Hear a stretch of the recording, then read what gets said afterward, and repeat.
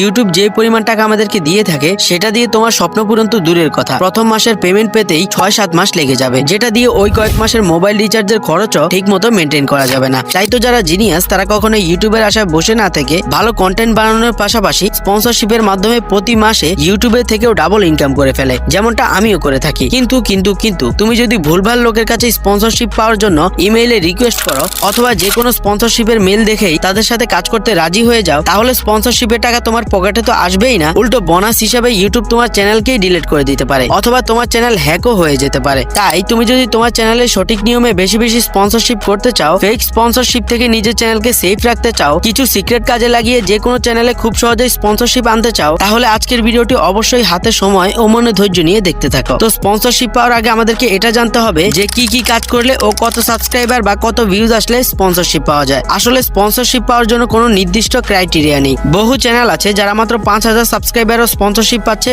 আবার বহু চ্যানেল আছে যাদের 1 লক্ষ 2 লক্ষ সাবস্ক্রাইবার হয়ে গিয়েছে কিন্তু এখনো তারা একটি স্পন্সরশিপও করতে পারেনি। এখন তোমাদের অনেকের মনে প্রশ্ন আসছে যে আরে রিঙ্গো ভাই, সাবস্ক্রাইবার আসার পরেও যদি স্পন্সরশিপ না আসে তাহলে স্পন্সরশিপ কিসের ভিত্তিতে আসে? আসলে এই ব্যাপারটা বুঝতে গেলে তোমাদেরকে এই উদাহরণটা মনোযোগ দিয়ে বুঝতে হবে। ধরো ইউটিউবে 2টা চ্যানেল রয়েছে, চ্যানেল এ তে 50,000 সাবস্ক্রাইবার রয়েছে, কিন্তু ওই চ্যানেলে কোনো ভিডিওতে 10,000 ভিউজ আসে, আবার কোনো ভিডিওতে 1000 ভিউজ আসে। অপরদিকে আরেকটি চ্যানেল বি তে 10,000 সাবস্ক্রাইবার রয়েছে, কিন্তু ওই চ্যানেলের প্রতিটি ভিডিওতে 5,000 থেকে 10,000 এর মধ্যে ভিউজ চলেই আসে। তো এই ক্ষেত্রে যে কোনো কোম্পানি চাইবে তাদের প্রোডাক্টকে বি চ্যানেলের মাধ্যমে প্রমোট করতে, বিকজ এই চ্যানেলের কাছে 50,000 সাবস্ক্রাইবার থাকলেও তার কোনো নির্দিষ্ট অডিয়েন্স বেস নেই। অপরদিকে বি চ্যানেলের সাবস্ক্রাইবার কম হলেও তার কাছে একটা নির্দিষ্ট পরিমাণ অডিয়েন্স বেস রয়েছে যারা ওই চ্যানেলের প্রতিটি ভিডিও দেখতে আগ্রহী। অর্থাৎ এক কথায় যার কাছে এমন অডিয়েন্স বেস রয়েছে যে তার প্রতিটি ভিডিওতে কন্টিনিউয়াস একটা ভালো পরিমাণ ভিউজ আসে, তাহলে ওই চ্যানেল স্পন্সরশিপ পাওয়ার উপযুক্ত। কিন্তু উপযুক্ত হয়ে গেলেই যে স্পন্সরশিপ চলে আসবে